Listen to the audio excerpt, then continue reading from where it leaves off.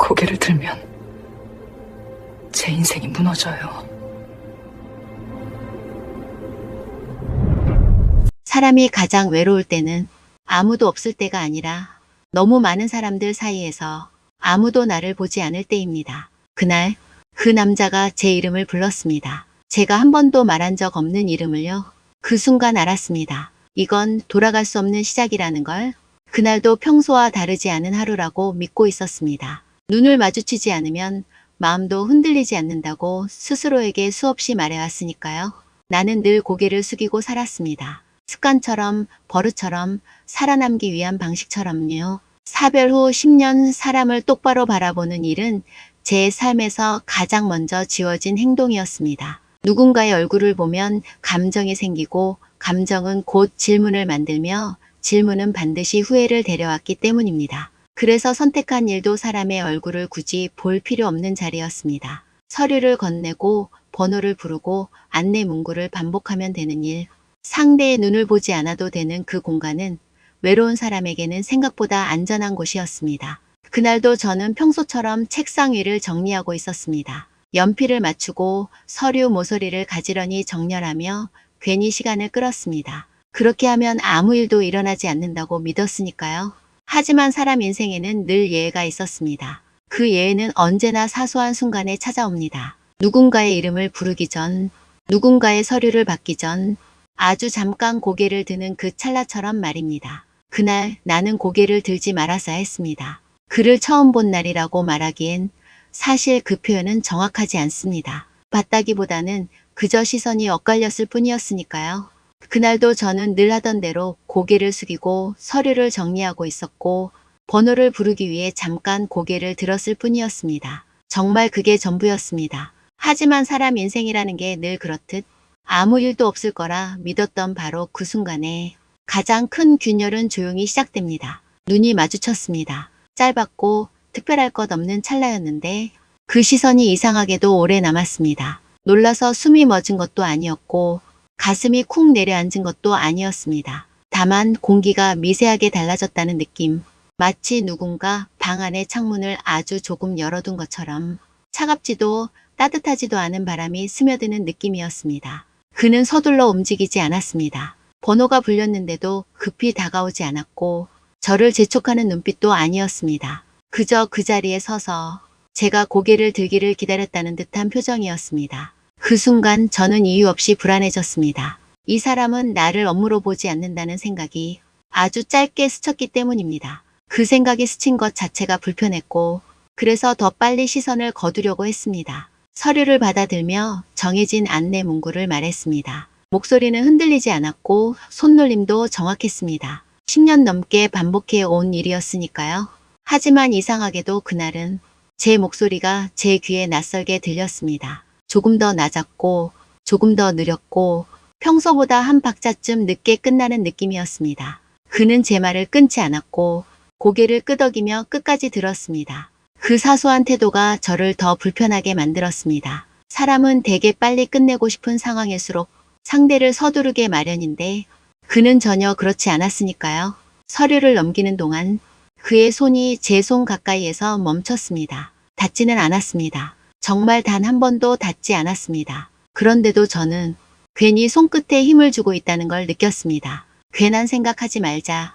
그렇게 마음속으로 말했지만 이미 그 생각을 하고 있다는 사실 자체가 제 자신을 더 당황하게 만들었습니다. 그날 그는 오래 머물지 않았습니다. 모든 절차가 끝나자 짧게 고개를 숙여 인사하고 돌아섰습니다. 수고 많으십니다. 딱 그 한마디였습니다. 그런데 이상하게도 그 말이 하루 종일 귓가에 남아 있었습니다. 누군가에게서 수도 없이 들어온 말인데 왜 그날만은 다르게 들렸는지 집으로 돌아가는 길 내내 이해할 수 없었습니다. 밤이 되었을 때 저는 평소보다 오래 불을 켜두었습니다. 괜히 TV를 켰다가 끄고 차를 한 잔 더 마시고 잠자리에 누웠다가 다시 일어나 창문을 열었습니다. 그의 얼굴을 떠올리려 애쓴 건 아니었습니다. 하지만 이상하게도 눈을 감으면 그의 표정이 아니라 그날 마주쳤던 시선의 온도가 먼저 떠올랐습니다. 그때 깨달았습니다. 이건 설렘이 아니라 더 위험한 종류의 감정이라는 걸.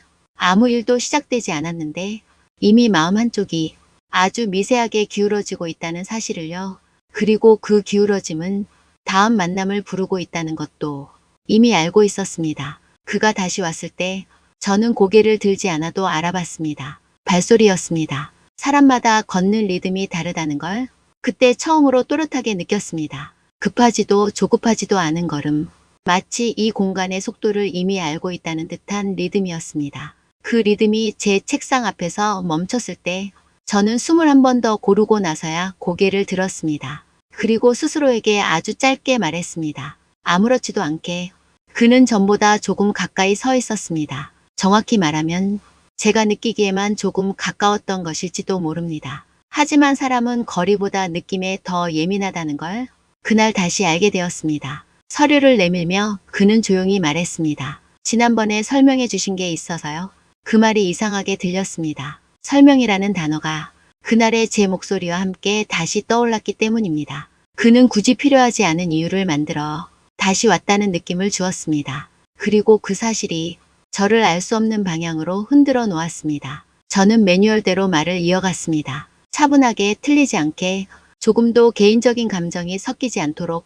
하지만 이상하게도 그날은 문장 끝이 매번 짧게 잘리지 않았습니다. 마치 말이 조금 더 이어지기를 스스로 원하고 있는 것처럼 느껴졌습니다. 그는 제 말을 끊지 않았습니다. 중간에 질문을 던지지도 않았고 고개만 끄덕이며 듣고 있었습니다. 그 태도가 묘하게 사람을 풀어놓았습니다. 누군가에게 말할 때 그 사람이 끝까지 들어준다는 느낌은 생각보다 큰 힘을 가지고 있으니까요.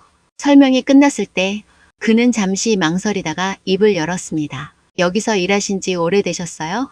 그 질문은 분명히 업무와는 아무 상관이 없었습니다. 그래서 저는 대답하지 않아도 됐습니다. 넘길 수도 있었고 형식적으로 웃으며 다른 이야기를 꺼낼 수도 있었습니다. 그런데 저는 대답을 했습니다. 아무 생각 없이 나온 말이었습니다. 꽤 됐어요. 그는 고개를 끄덕이며 말했습니다. 그래서 그런가 봅니다. 뭐가요? 제가 되물은 순간 이미 한 발짝은 선을 넘고 있었습니다. 그는 아주 작게 웃으며 말했습니다. 사람을 대하는 게 편안해서요.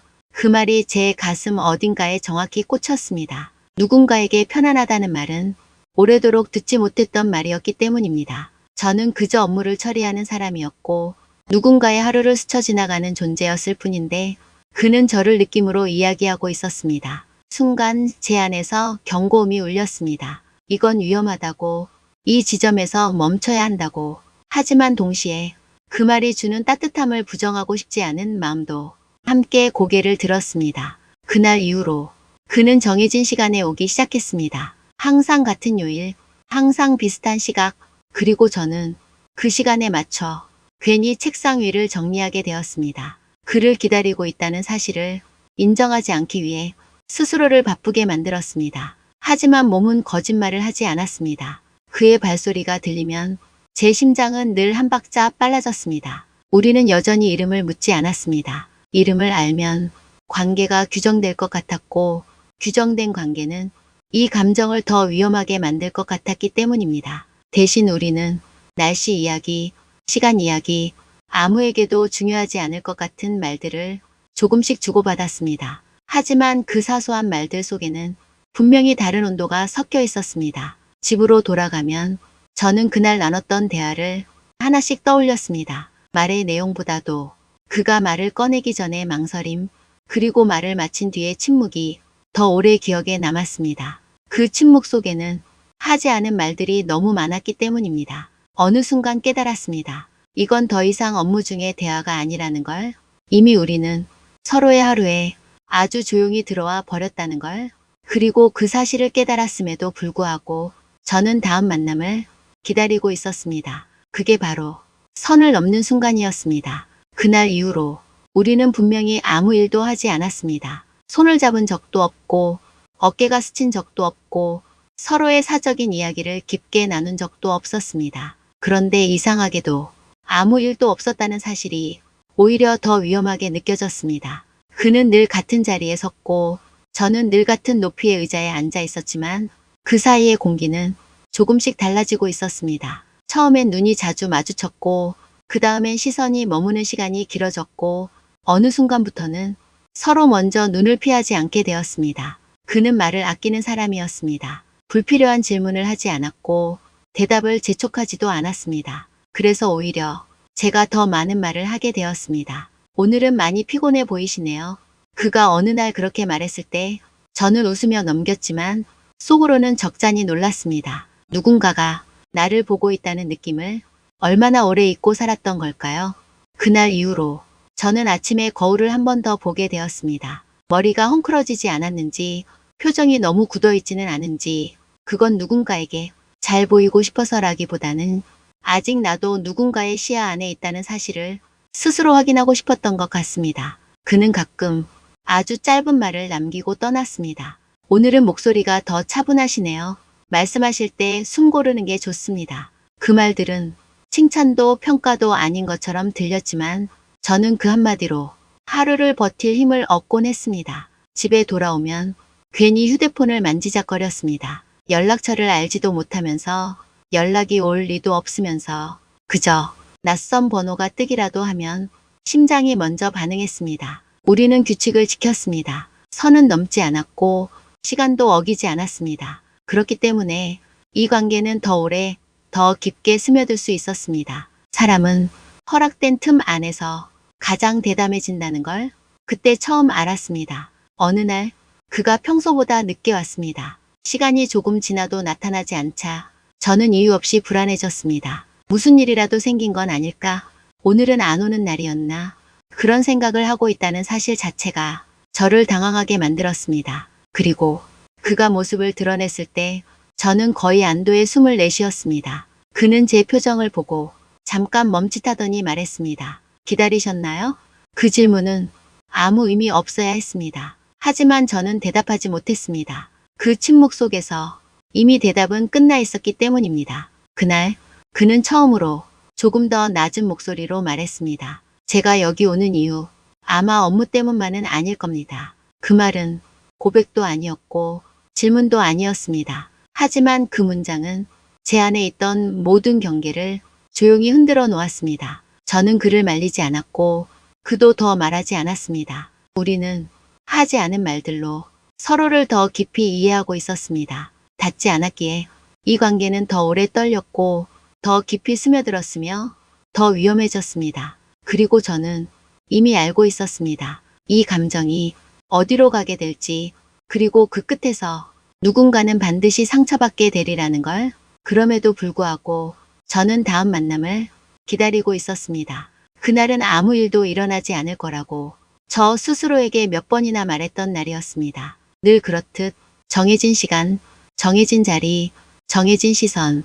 저는 고개를 숙이고 제 앞에 놓인 것만 보려고 했습니다. 그런데 아주 사소한 이유로, 정말 사소한 순간에 저는 고개를 들었습니다. 누가 불렀던 것도 아니고 무슨 소리가 난 것도 아니었습니다. 그냥 느낌이었습니다. 지금 고개를 들면 그를 보게 될 것 같다는 이유 없는 예감. 그리고 그 예감은 틀리지 않았습니다. 그는 이미 저를 보고 있었습니다. 이전과 달랐던 건 이번에는 눈을 피하지 않았다는 겁니다. 짧지 않았고 우연이라고 넘기기에는 너무 길었습니다. 그 순간 시간이 멈춘 것처럼 주변의 소음이 사라졌고 저는 그 시선 안에 완전히 들어가 버렸습니다. 그의 눈에는 망설임이 없었습니다. 확신도 요구도 아닌, 하지만 분명한 의도가 있는 눈빛, 알고 있다는 눈, 기다리고 있었다는 시선.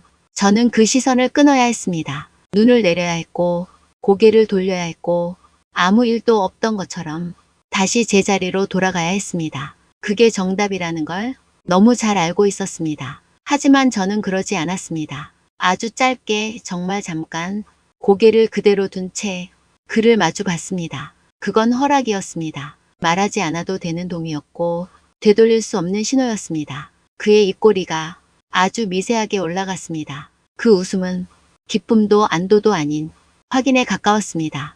아, 이제 알았다는 표정.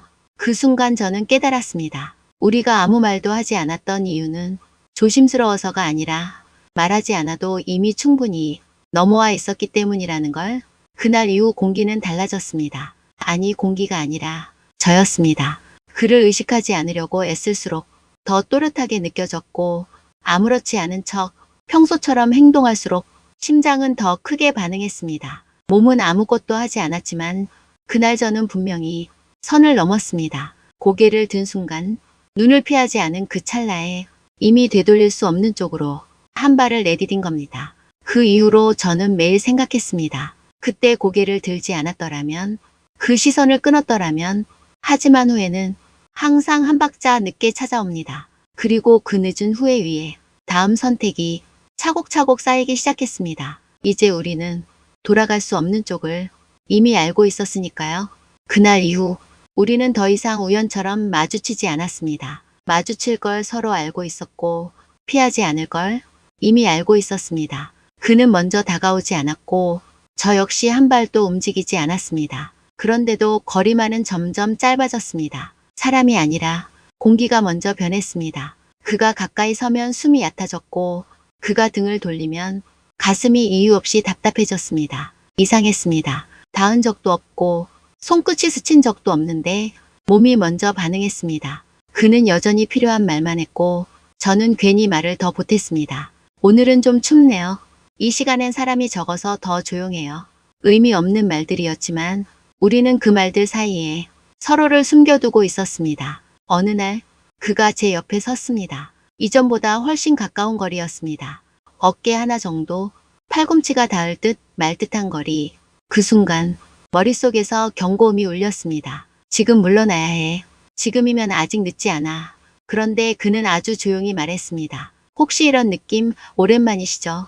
그 한마디에 제 안에서 무언가가 완전히 무너졌습니다. 부정하고 싶었고 모른 척하고 싶었지만 몸이 먼저 대답해 버렸습니다. 저는 아무 말도 하지 않았습니다. 하지만 그 침묵이 모든 걸 말해주고 있었습니다. 그는 고개를 끄덕였고 그 표정은 역시라는 얼굴이었습니다. 그날부터 우리는 말을 줄였습니다. 말을 하면 선을 넘게 될까 봐서가 아니라 말하지 않아도 이미 너무 많이 알고 있었기 때문입니다. 이 관계는 이상할 정도로 빠르게 깊어졌고 그만큼 위험해졌습니다. 그리고 저는 매일 밤 스스로에게 묻기 시작했습니다. 이 감정은 사랑일까? 아니면 너무 오래 외로웠던 사람의 착각일까? 하지만 답을 찾기 전에 다음 장면은 이미 시작되고 있었습니다. 우리는 아무에게도 들키지 않았습니다. 그래서 점점 더 대담해졌습니다. 아주 사소한 변화부터 시작됐습니다. 시선이 더 오래 머물렀고 지나갈 때 몸의 각도가 조금 달라졌고 말끝이 이전보다 부드러워졌습니다. 그리고 그 작은 변화들이 쌓이고 쌓여 이제는 되돌릴 수 없는 하나의 흐름이 되었습니다. 어느 날 그가 말했습니다. 이러다 언젠가는 후회하겠죠. 그 말은 멈추자는 제안이 아니었습니다. 오히려 확인에 가까웠습니다. 저는 대답했습니다. 그래도 지금은 괜찮은 것 같아요. 그 순간 제 입에서 나온 말이 저 스스로를 놀라게 했습니다. 괜찮다니 무엇이 괜찮다는 걸까요? 가정이 무너질 수도 있고 누군가는 상처받을 수도 있는데 저는 그 모든 걸 지금이라는 말 하나로 밀어내고 있었습니다. 그는 제 대답을 듣고 아무 말도 하지 않았습니다. 대신 아주 짧게 웃었습니다. 그 웃음에는 기쁨도 죄책감도 있었습니다. 그날 밤 저는 잠들지 못했습니다. 눈을 감으면 그의 눈빛이 떠올랐고 그가 말하지 않은 문장들이 머릿속에서 계속 이어졌습니다. 만약 우리가 조금만 더 다가갔다면 그 상상만으로도 심장이 빨라졌고 동시에 죄책감이 목을 조였습니다. 그런데도 아침이 되자 저는 또다시 그를 찾고 있었습니다. 이 감정이 잘못되었다는 걸 알면서도 이렇게라도 살아있다는 느낌을 놓고 싶지 않았습니다. 그리고 그때까지는 몰랐습니다. 가장 위험한 순간은 선을 넘는 때가 아니라 아무 일도 일어나지 않았다고 스스로를 안심시키는 순간이라는 걸. 마지막 날은 의외로 조용했습니다. 큰 사건도 없었고 드라마 같은 이별도 없었습니다. 그는 평소처럼 서 있었고 저는 평소처럼 앉아 있었습니다. 다만 서로가 알고 있었습니다. 이게 마지막이라는 걸. 그는 한참을 망설이다가 말했습니다. 당신을 만나서 다시 숨 쉬는 기분이었습니다. 그 말에 저는 웃으면서도 눈을 피했습니다. 울고 싶지 않았고 잡고 싶지도 않았습니다. 대신 아주 솔직하게 말했습니다. 저도요. 이 감정이 없었다면 아마 계속 그냥 살아만 갔을 거예요. 그는 고개를 끄덕였습니다. 그리고 한 발 물러섰습니다. 그 선택이 얼마나 어려운 결정인지 저는 알고 있었습니다. 우리는 끝내 아무것도 하지 않았습니다. 손을 잡지도 앉지도 고백하지도 않았습니다. 하지만 그 여백 때문에 이 관계는 더 오래 남았습니다. 지금도 가끔 그의 시선이 떠오릅니다. 그날 고개를 들었던 순간, 눈을 피하지 않았던 찰나, 후회하느냐고 묻는다면 저는 솔직히 말할 수 있습니다. 후회는 없습니다. 그 감정이 저를 무너뜨리기 전에 제가 먼저 내려놓을 수 있었으니까요. 예순을 넘겨서도 가슴이 떨릴 수 있다는 것, 누군가의 시야 안에 다시 들어갈 수 있다는 것, 그걸 알게 된 것만으로도 제 인생에는 충분했습니다. 이 이야기를 여기까지 들으셨다면 아마 당신도 비슷한 감정을 한 번쯤은 느껴본 분일 겁니다. 그래서 부탁드립니다. 이 이야기가 마음에 남았다면 구독과 좋아요로 함께 해주세요. 비슷한 감정, 비슷한 순간들을 앞으로도 계속 이야기하고 싶습니다. 우리는 늦은 나이에도 충분히 흔들릴 수 있고 그 흔들림이 반드시 잘못은 아니라는 걸 함께 나누고 싶으니까요.